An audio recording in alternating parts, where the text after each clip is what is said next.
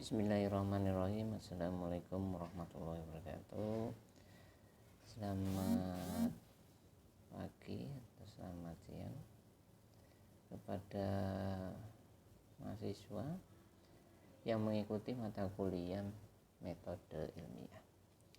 Nah, pada minggu kemarin kita sudah membahas tentang materi kontrak mengajar ya, dan RPS, apa saja yang akan saya ajarkan pada pertemuan-pertemuan berikutnya pada kuliah metode ilmiah ini. Nah, sekarang kita akan menjelaskan apa pengertian metode ilmiah atau metode dari metode penelitian. Di sini kalau kita lihat, metode penelitian pada dasarnya merupakan suatu cara ilmiah untuk memperoleh informasi dengan tujuan dan kegunaan tertentu ya. Jadi di sini kalau kita lihat, kita ingin memperoleh informasi gitu ya. Informasi apa? Yaitu informasi baik nanti bisa secara kualitatif maupun secara kuantitatif untuk tujuan yang kita inginkan, dan mempunyai tujuan tadi mempunyai manfaat yang bisa digunakan terutama oleh masyarakat. Nah, penelitian di sini yaitu pencarian suatu secara sistematis dengan penekanan terhadap masalah yang dapat dipecahkan. Jadi mencari ya, men-share men-share apa informasi yang bisa kita peroleh gitu, tetapi menggunakan cara yang sistematis, jadi terukur ya, tertata dengan rapi sehingga nanti diperoleh masalah yang dapat dipecahkan. Yang kedua, mencari teorinya, landasan teorinya, terus pengujian teori yang sudah kita peroleh, terus lalu kita ujikan. Setelah diujikan diperoleh pembahasan ya. Jadi pembahasan di sini bisa memperoleh pemecahan masalah yang dari teori yang kita ujikan tadi. Jadi teori-teori tadi ya kita tumpukan menjadi satu yang saling bersinkronisasi atau saling berkesinambungan.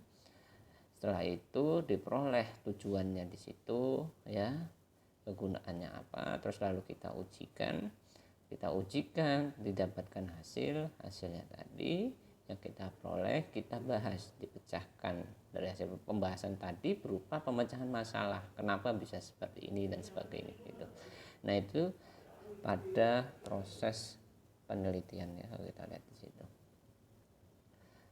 Terus penelitian juga disebut suatu aktivitas ya, dari Faisal dan Belanda, aktivitas menelaah suatu masalah menggunakan metode ilmiah yang terancang dan sistematis ya. Jadi kata kuncinya itu adalah menelaah suatu masalah, terus dia terancang dan sistematis, terus menghasilkan pengetahuan baru. Jadi keterbaruannya harus ada gitu ya.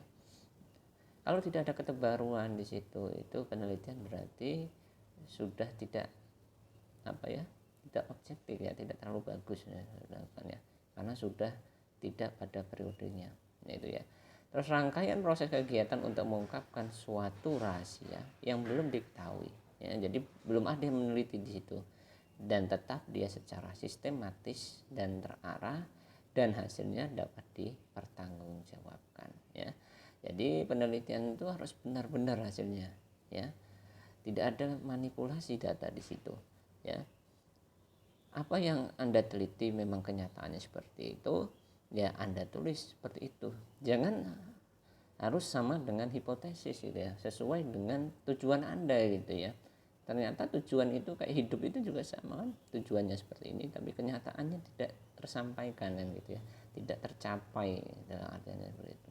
Ya sama penelitian seperti itu, jadi tidak tercapai juga di situ, tidak sesuai hipotesis. Itu lumrah saja dan biasa saja dalam penelitian. Mungkin dari hasil itu dapat disimpulkan mungkin ada penelitian lain ya di samping dari hipotesis kita tadi di awal. Yang ketiga adalah upaya pemecahan suatu masalah dengan menggunakan metode ilmiah tadi ya. Metodenya seperti apa, apakah penelitian itu termasuk eksperimental, apa non eksperimental, gitu kan. Terus teorinya kita harus memperkuat dari penelitian kita dan disertakan rancangan penelitian. Jadi sebelum kita melakukan penelitian, kita harus mempunyai rancangan penelitian atau proposal penelitian. Di dalam proposal penelitian itu kita dalam bentuk yang sistematis dan mudah dipahami dalam melaksanakan penelitian. Nah, di sini ada perbedaan antara metode dan metodologi. Apa perbedaannya? Kalau kita lihat, ya, metodologi di sini berupa teori dari logi ya. Logi itu kan ilmu ya, ilmu yang mempelajari teori dan analisis yang mendasari proses penelitian.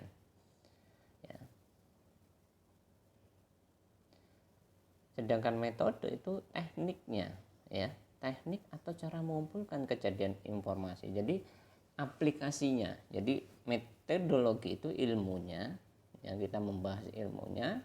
Nah, ilmu tadi diterapkan menjadi suatu metode untuk mengambil informasi yang kita perlukan ya dalam menganalisis suatu penelitian.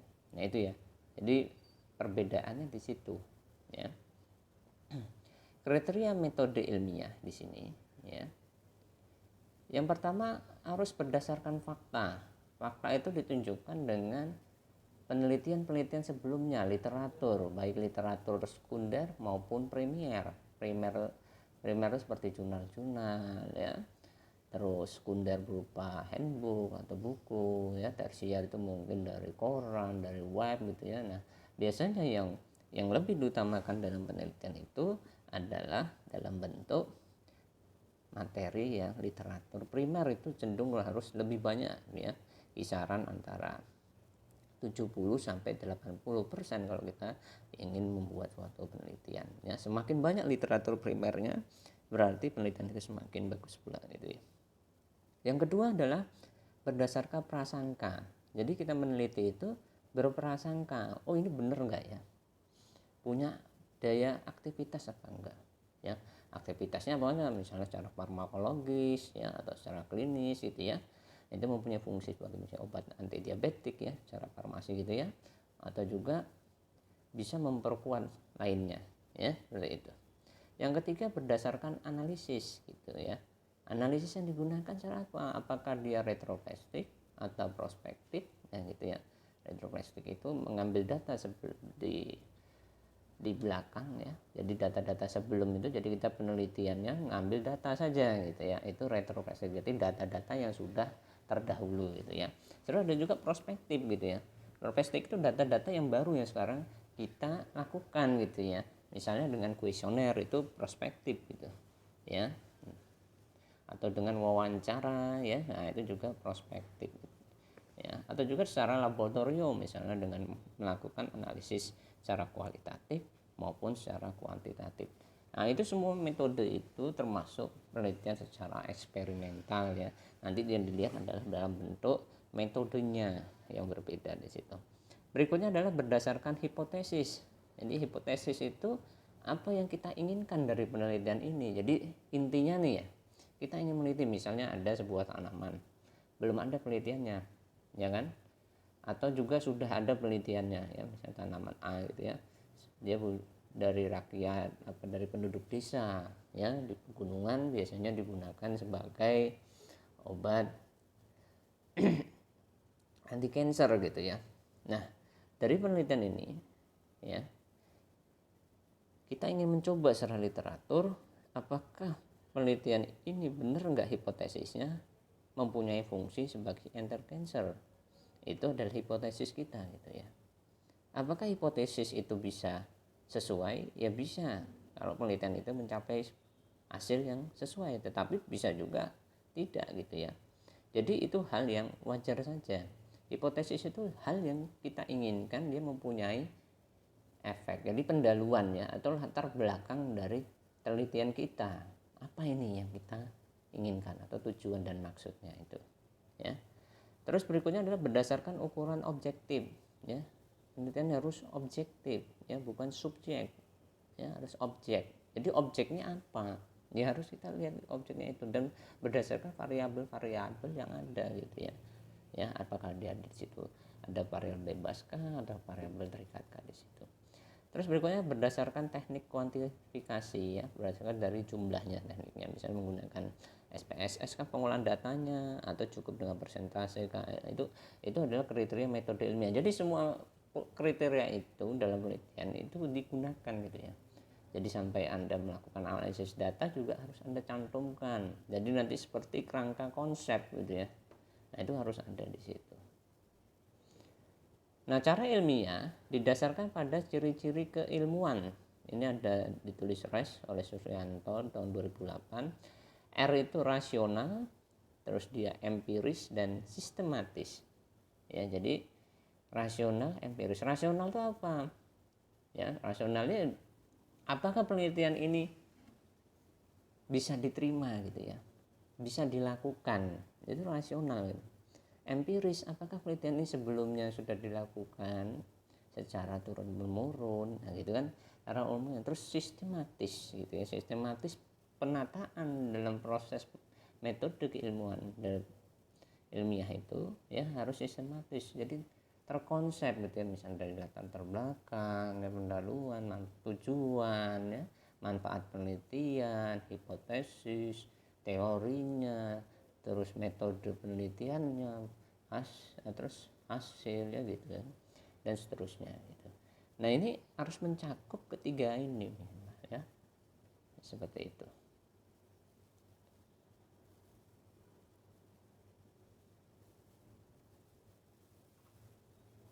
Ya. Nah, di sini saudara, dari penelitian ini terjadi ketimpangan antara harapan dan kenyataan gitu ya. Jadi harapannya apa, kenyataannya berbeda gitu. Terus terjadi kesenjangan antara cita-cita dan harapan ya. Itu adalah yang wajar dalam penelitian ya. Terus ketiadaan informasi yang diperlukan untuk mengambil suatu kesimpulan. Terus kesenjangan antara desain dan desolan ya, hampir sama ya, kesenjangan antara harapan dan kenyataan. Desain, kesenjangan antara rancangan dan hasilnya ya. Nah, latar belakang masalah itu adalah kunci dasar apabila kita ingin melakukan penelitian tadi.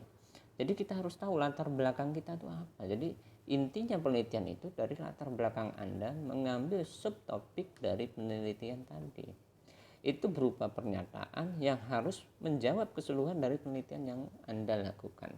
Biasanya latar belakang itu dibuat seperti segitiga ya, terbalik ya, segitiga sama sisi dibuat terbalik. Jadi yang dibahas adalah hal utama dulu dan mengerucut menjadi hal yang sempit. Jadi penelitian itu dalam bentuk hal yang sempit. Jadi lebih terkonsentrasi gitu ya. Jadi harus tertata. Jadi tidak akan mengambang gitu. Anda mencari suatu judul penelitian, tidak boleh judul itu masih dalam bentuk yang secara umum, harus secara detail. Misalnya untuk komunitas misalnya ya, penelitian terhadap personal ya, misalnya harus jelas, misalnya wilayah, misalnya penelitian di wilayah Solo gitu ya. Wilayah Solo itu luas ya kan gitu. Anda mengambil data di mana gitu pertanyaan. Apakah di kecamatan, ada berapa kecamatan di Solo kan gitu kan. Kecamatan apa? Itu Anda terangkan misalnya di kecamatan ini kan gitu ya. Nah, samplingnya juga harus mewakilkan. Apakah Anda menggunakan random sampling ya kan? Sampel secara rata atau sampel yang sudah ditentukan porsi per daerahnya ya. Nah, itu bisa ya. Jadi harus jelas di situ untuk penelitiannya. Misalnya penelitian secara lab juga, Anda menggunakan metode apa misalnya untuk analisis suatu senyawa misalnya analisisnya pakai metode titrimetri, Anda jelaskan metodenya digunakan titrimetri dan spektrofotometri UV yang gitu. Jadi analisis kadar paracetamol dalam tablet A dan B. Nah, judul seperti itu masih secara umum, belum secara detail gitu ya. A dan B itu metode yang digunakan apa? Banyak sekali metode yang digunakan. Apakah dengan HPLC kah? Apa dengan fotometrika, apakah dengan titrasi juga mungkin banyak, ada asidi, alkali, seperti itu. Nah, itu harus dijelaskan dalam judul penelitian Anda. Jadi konsepnya harus jelas gitu. Jadi tidak harus, misalnya rumah sakit juga sama ya, rumah sakit apa, itu harus dijelaskan di situ ya. Pasiennya dalam bentuk apa, apakah pasien dia BPJS kah, apa non BPJS kah, apa pasien umum kah, ya masyarakat juga harus jelas masyarakat yang gimana gitu ya. Usia rentangnya sampel itu harus diketahui juga, masyarakat usia berapa, usia anak, remaja atau juga. Nah, itu perbandingan. Tingkat sosial juga mempengaruhi juga. Jadi harus jelas Anda untuk mengambil suatu judul penelitian ya. Nah, itu akan dibahas pada latar belakang. Nah, sumber permasalahan. Jadi harus Anda cari dulu sumber permasalahan yang terjadi dalam mencari ide gitu. Yang pertama, bagaimana mencari sumber permasalahan? Yang pertama adalah pernyataan yang sedang berkembang dalam seminar atau konferensi. Misalnya Anda mengikuti seminar dan konferensi, wah saya punya ide nih, ini kayaknya ada ya suatu materi yang terus berkembang dan dibahas-bahas. Seperti kayak ini, sekarang ini kan pandemi ya, sekarang dibahas tentang COVID ya. Nah, terus orang sekarang banyak melakukan penelitian tentang COVID, baik dari tingkat psikologisnya ya, dari tingkat kesehatannya, dari ekonomi, bandingkan COVID. Nah, itu diteliti.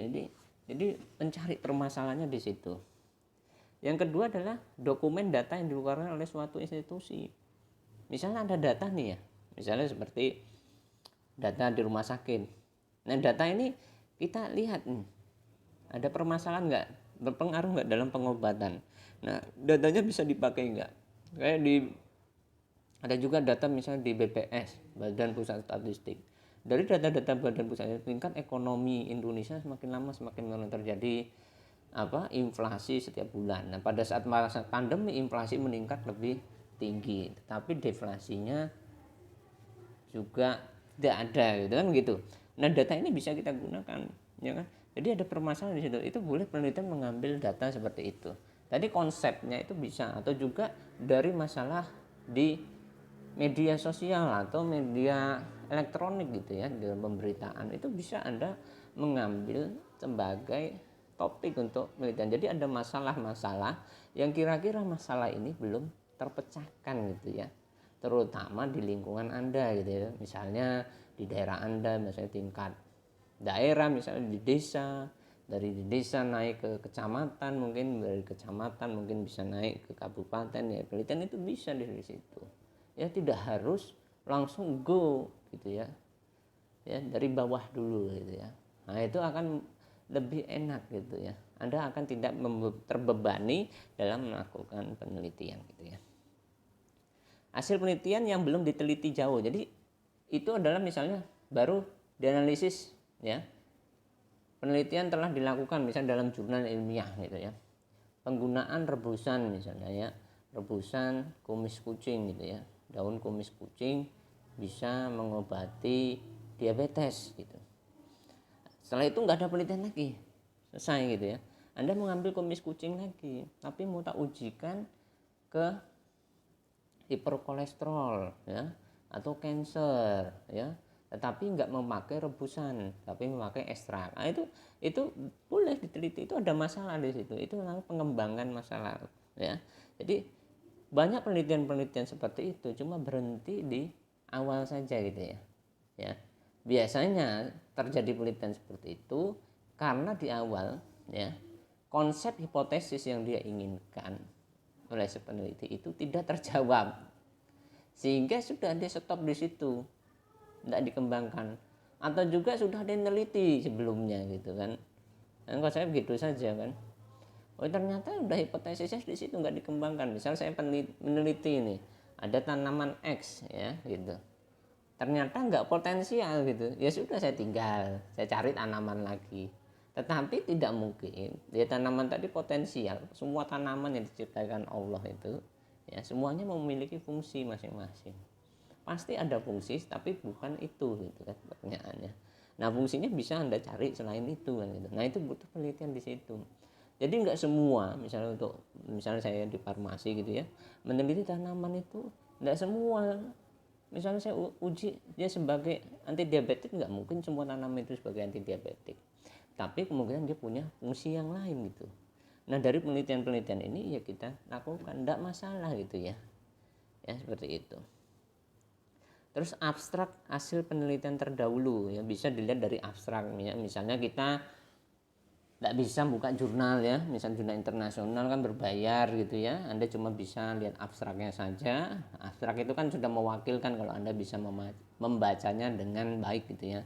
Jadi isinya abstrak itu kan biasanya cuma pendahuluan teori sebentar, biasanya cuma 1-2 baris, terus dilanjutkan dengan metode penelitiannya apa yang digunakan, sampelnya apa ya, terus hasilnya bagaimana dan kesimpulannya apa. Dari situ biasanya Anda bisa mengambil ya dari hasil dan kesimpulannya tadi gitu ya. Nah itu diolah untuk menjadi suatu masalah yang akan Anda timbulkan menjadi judul gitu ya. Jadi Anda cari dulu masalah, baru Anda bisa memperoleh judul gitu ya. Nah itu nanti di latar belakang ini yang terjadi masalah apa gitu ya. Misal dalam suatu negara gitu, dalam suatu tingkat, misalnya nggak usah jauh-jauh ya negara gitu. Dalam suatu pemerintahan desa gitu ya, kenapa desa tersebut tidak maju kan gitu, pertanyaannya kan gitu masalahnya ya, kok masih tertinggal dibandingkan desa-desa yang lain gitu ya, padahal desa tetangganya maju ya, cuma jaraknya berapa, misal 1 kilo, desa yang lain juga maju, ternyata ini nggak maju kan gitu. Permasalahannya di apa? Apakah birokrasinya yang salah apakah SDM-nya yang kurang? Nah kan itu kan banyak di situ. Nah kalau penelitian juga seperti itu gitu loh, masalahnya Anda gali dulu gitu ya, masalah tadi itu teridentik gak dengan penelitian sebelumnya kan gitu ya.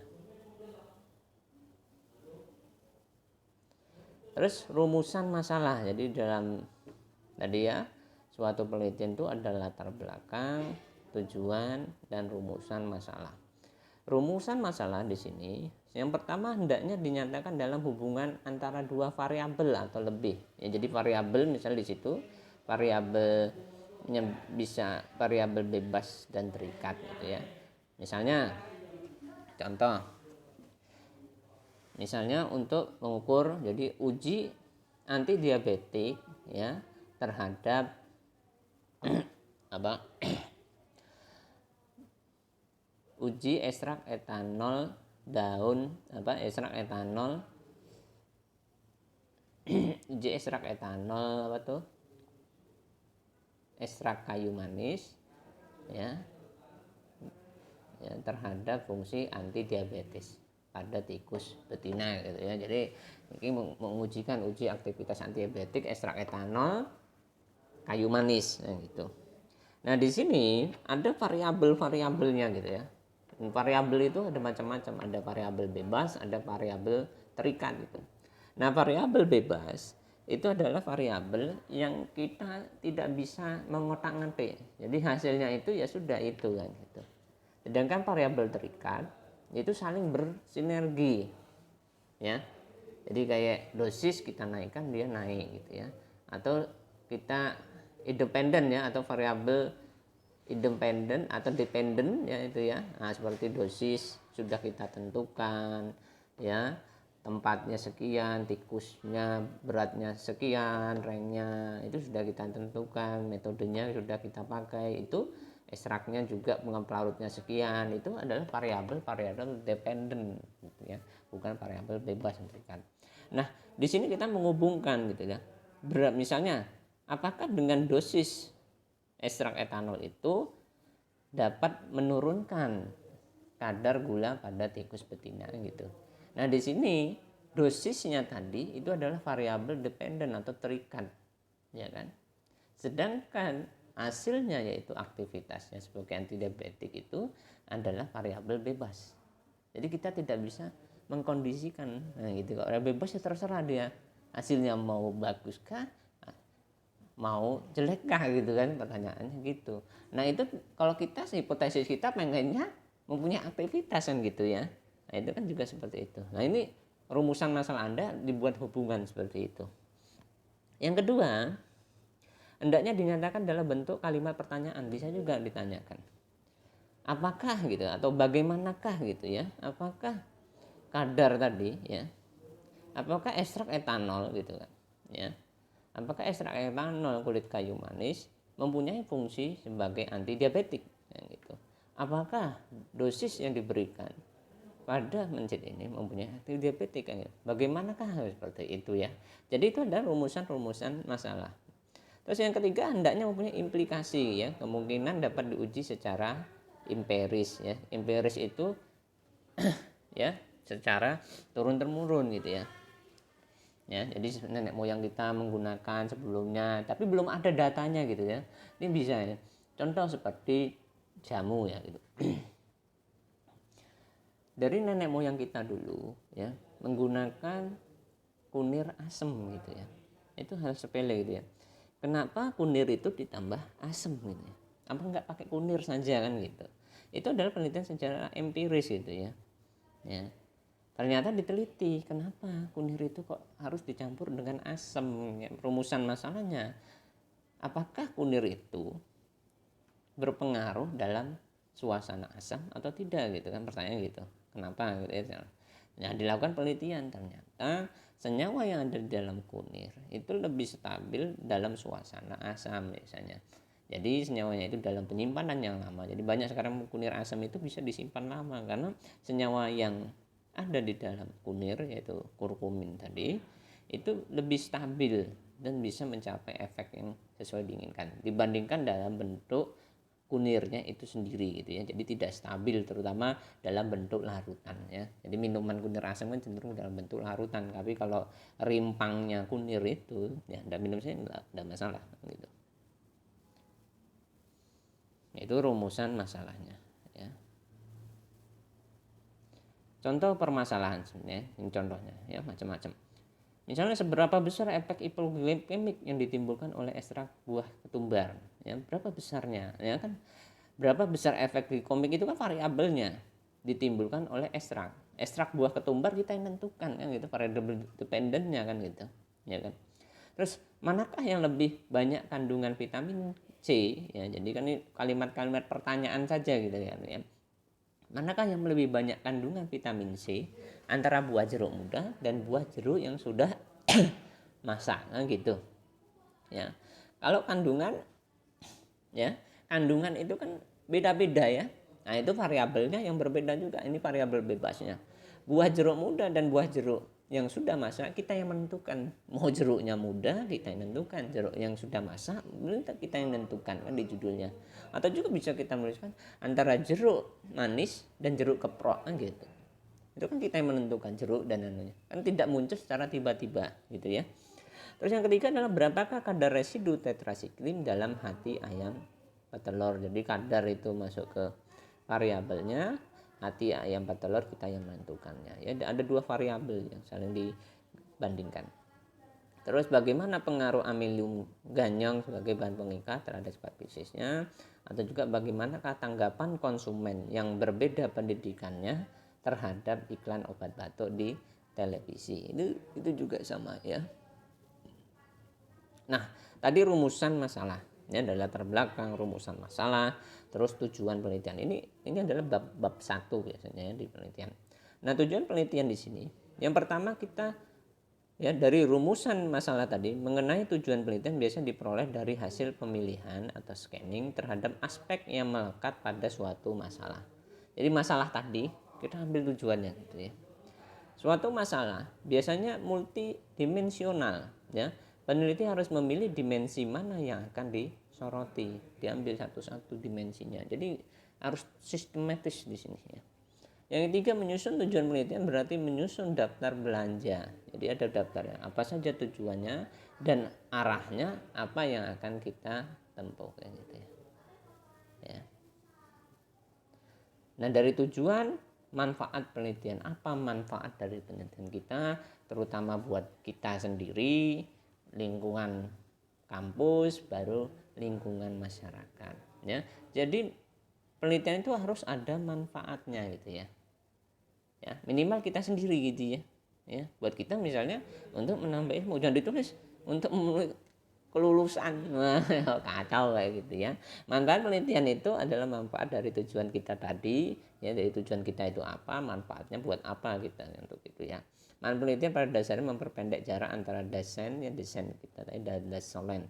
Nah, terus ikut memecahkan masalah seperti yang didefinisikan peneliti tadi, ya. Nah, itu ya. Jadi bab 1 itu kita akan membahas tadi ya. Ada latar belakang, rumusan masalah, tujuan dan manfaat penelitian. Nah, itu adalah konsep dari metode ilmiah atau metode penelitian yang akan kita lakukan ya pada membuat suatu penelitian ya. Jadi kita harus tahu dulu gitu. Ya, kita lanjut lagi ya. Penelitian itu sendiri ya, itu dibagi menjadi 3 ya jenis penelitian. Ada penelitian eksperimen, evaluasi, dan ground research ya. Penelitian eksperimen atau percobaan itu adalah penelitian yang melakukan intervensi atau ada perlakuan di situ pada subjek penelitian.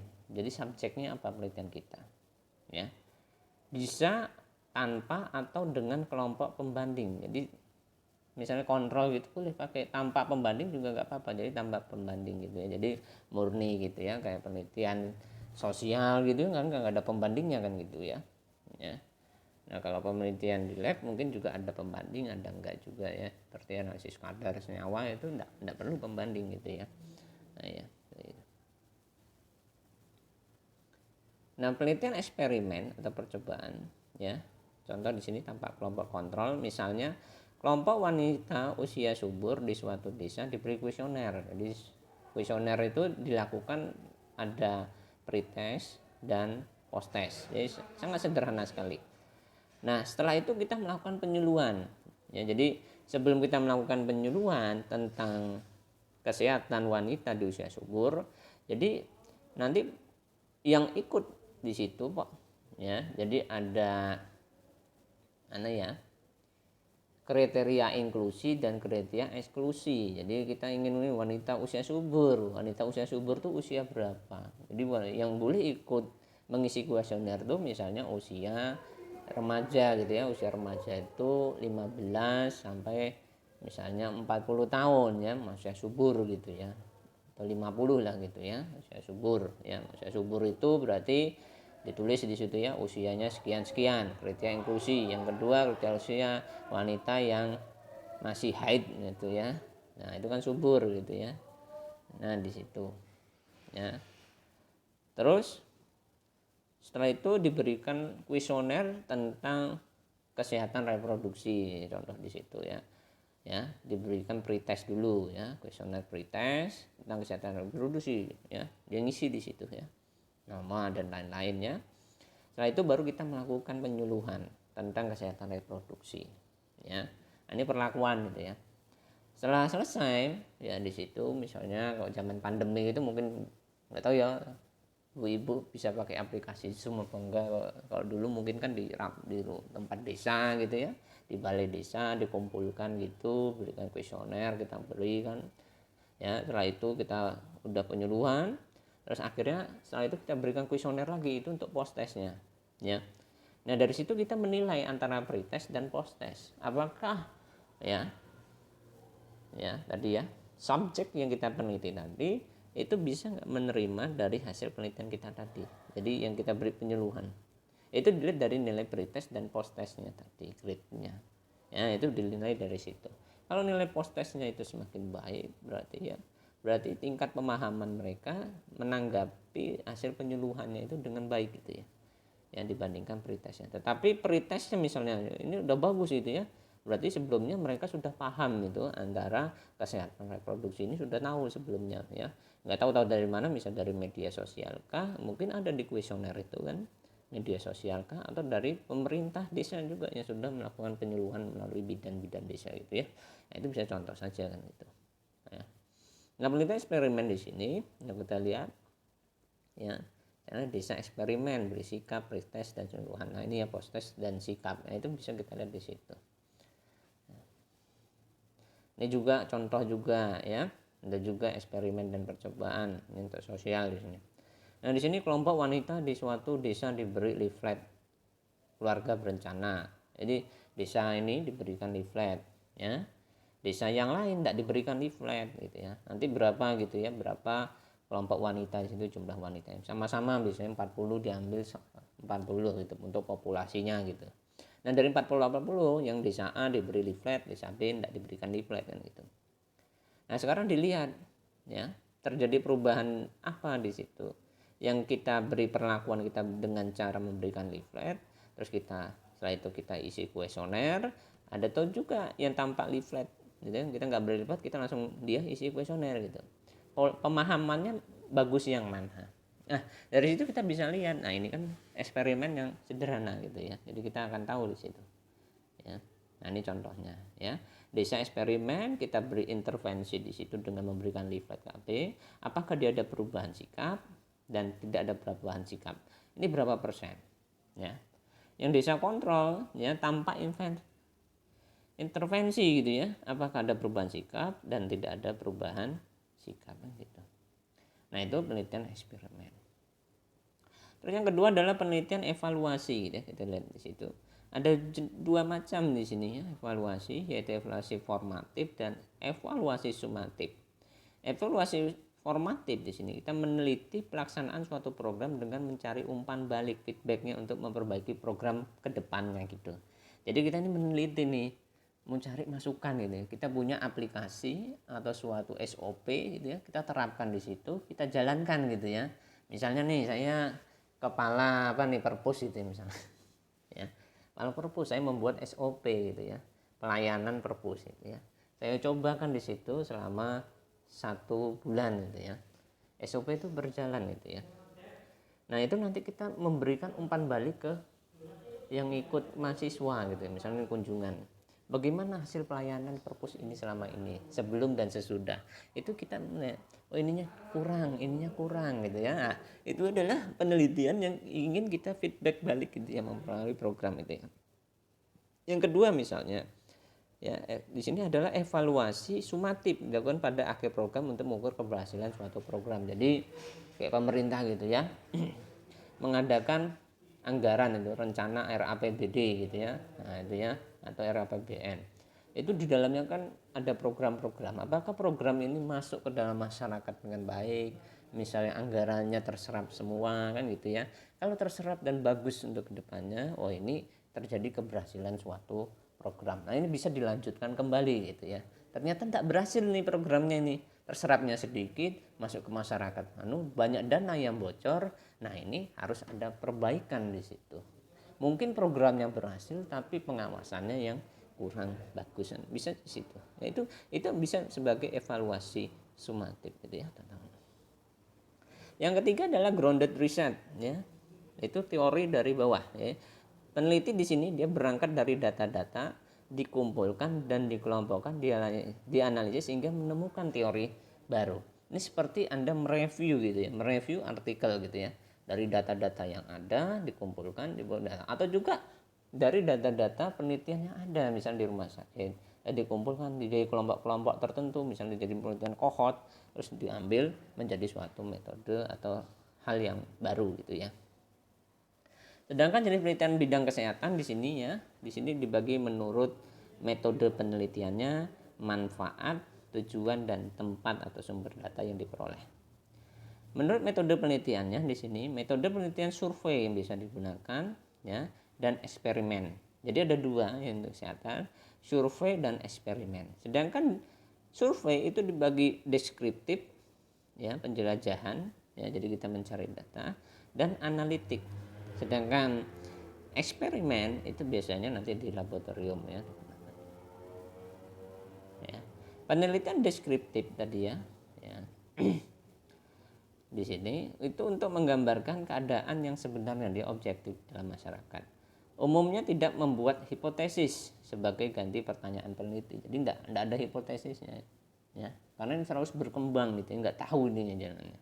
Terus hasil deskripsi dipaparkan dalam bentuk tabel dan grafik. Biasanya itu dilihat pada ya di Riskesda itu ya, riset kesehatan daerah, itu ada setiap tahun misalnya jumlah pasien diabetes setiap tahun berapa. Ini kita kan lihat nilai objektifnya itu karena tiap tahun 2007 misalnya 2008 2009 sampai sekarang 2000 itu naik turun. Nah itu penelitian secara deskriptif. Kita nggak tahu ini mau tumbuh mau naik kan gitu, nggak tahu. Tapi secara kualitatif bisa nanti misalnya 10 tahun kemudian penderita diabetes di Indonesia itu bertambah sekian sampai 10 kalinya kan, itu penelitian secara analisis kualitatif kan gitu analisisnya. Nah, hasil deskripsi ini dipaparkan dalam bentuk tabel dan grafik sebagai hasil menjawab pertanyaan bagaimanakah penelitian tadi, seperti apakah, nah, itu kan, nah itu bisa ditentukan. Nah, penelitian analitik di sini diarahkan pada penjelasan suatu keadaan, ya, menjawab pertanyaan mengapa dibagi menjadi 3 macam, seksional silang atau cross seksional ini ya, nanti jadi mengambil data jumlah pasiennya berapa ini udah gitu ya, atau juga berdasarkan studi retrospektif ya, kita mengambil data itu nanti disebut case control, penelitian case control. Jadi kalau Anda penelitian di rumah sakit mengambil data pasien tetapi data yang lama, itu termasuk penelitian analitik retrospektif. Atau dengan studi prospektif mengambil data yang baru, misalnya Anda ke pasien langsung wawancara penyakitnya apa, atau juga mengambil data pada saat itu juga dilakukan pada Anda penelitian, misalnya data rekam medik juga, tetapi rekam medik yang baru konsultasi dengan pasien, misalnya dokter dengan pasien. Nah itu kan data prospektif ya, data yang baru kan di situ dengan dilakukan wawancara, itu prospektif di situ. Nah manfaatnya kegunaannya apa di sini? Untuk penelitian dasar ya, di sini kita menjelaskan gejala yang muncul pada suatu masalah ya, misalnya penelitian tentang teori penyebab kanker atau penelitian cloning, itu dasar. Sedang terapannya yang dasar tadi ya, itu menyebabkan kanker yang macam-macam ya, seperti itu ya. Terapannya mencoba suatu sistem baru untuk memperbaiki sistem yang lama, atau juga bertujuan mencari sistem yang paling bagus di antara sistem-sistem yang lain gitu ya. Misalnya untuk penelitian untuk mengembangkan sistem distribusi obat pasien rawat jalan, atau apakah obat yang lebih efektif, obat A atau obat X ya. Nah itu. Atau juga secara eksperimental secara laboratorium ya, metode apa yang bagus, metode A kah atau metode C kah. Itu adalah penelitian terapan ya, kalau kita lihat di situ. Nah tadi ada penelitian evaluasi yang kita melihat evaluasi dari rencana kita, misalnya itu untuk menilai pelaksanaan suatu kegiatan program ya. Jadi itu bisa dilakukan penelitian ya. Ada dengan cara meninjau, review, atau juga dengan cara menguji. Misalnya kita menguji SOP tadi ya, kita terapkan ya seperti itu, atau aplikasi apa ya, aplikasi suatu sistem gitu ya, Anda punya aplikasi sistem gitu, diterapkan di sistem situ. Nah ini disebut pengujian ya. Kalau tinjauan di review, jadi kita meninjau saja yang ada, ditinjau itu review ya. Kalau pengujian itu ada bahannya ya, terus diujikan ke subjeknya gitu ya. Nah di sini ada 3 jenis penelitian, yaitu penjelajahan eksploratif, penelitian pengembangan, dan penelitian verifikatif ya. Terus menurut tempat atau sumber data ya ada 3 ya, penelitian perpustakaan dengan mencari literatur dari jurnal-jurnal itu terus direview menjadi artikel. Nah itu bisa perpustakaan. Atau juga mengambil data ya, data-data itu kan perpustakaan juga ya gitu ya. Atau penelitian laboratorium dengan melakukan riset di laboratorium ya.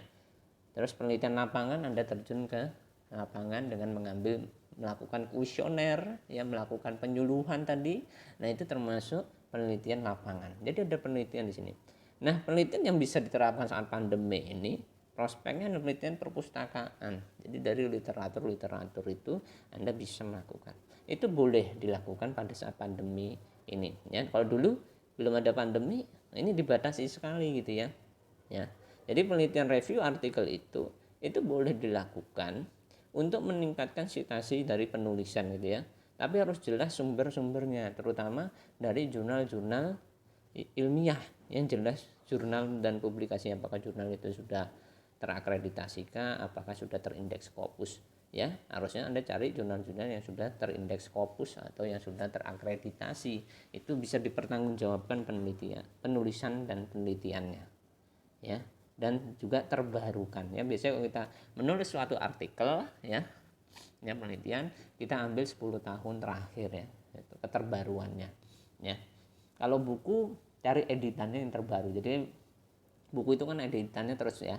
Kalau memang editannya sudah nggak ada ya nggak apa-apa dipakai kan ya. Karena juga dibatasi juga jumlahnya nggak terlalu banyak. Jadi kalau penelitian Anda terlalu banyak daftar pustakanya di buku itu dipertanyakan gitu ya. Jadi penelitian Anda itu harus dari jurnal-jurnal ya untuk suatu citasi atau daftar pustakanya. Ya begitu saja ya untuk kuliah tentang pengertian metode ilmiah, apa saja jenis-jenis penelitian. Ya pada kali ini kita akhiri saja. Ya apabila ada pertanyaan nanti bisa Anda lihat di chat di YouTube ya, di kolom chat YouTube. Nanti silahkan Anda isi link absensi dan saya akan memberikan tugas di sini. Silahkan Anda meresum materi ini ya diresum di kertas saja ya, ditulis tangan ya, bukan diketik ya. Nanti silahkan tugasnya nanti saya kasih di kolom GC hasil dari perkuliahan kali ini ya. Jadi Anda harus melihat video ini. Jadi kalau Anda meresum ya berarti harus melihat video ini ya. Jadi kalau Anda nggak melihat berarti nggak meresum. Itu aja kesimpulannya ya. Untuk absen nanti Anda ada di linknya ya, baik di link GC atau di link YouTube ya, di chatnya ya. Kita akhiri saja kuliah ini. Wabillahi taufik wal hidayah. Wassalamualaikum warahmatullahi wabarakatuh.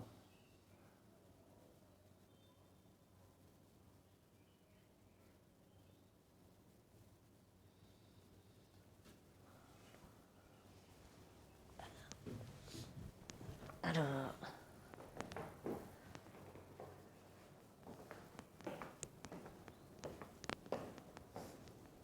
Masih satu lagi.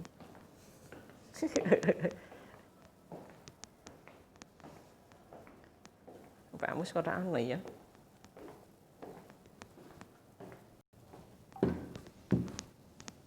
Wih, cek.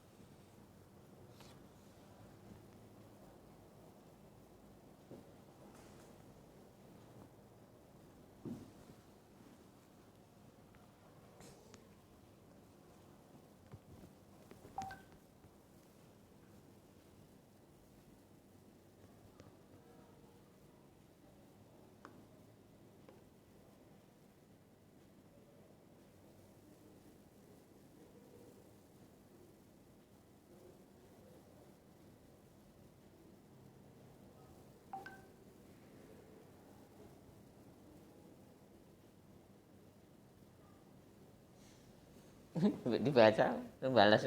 Oh, ini ngendi? Iya, Pak. Pak Mus. Oke.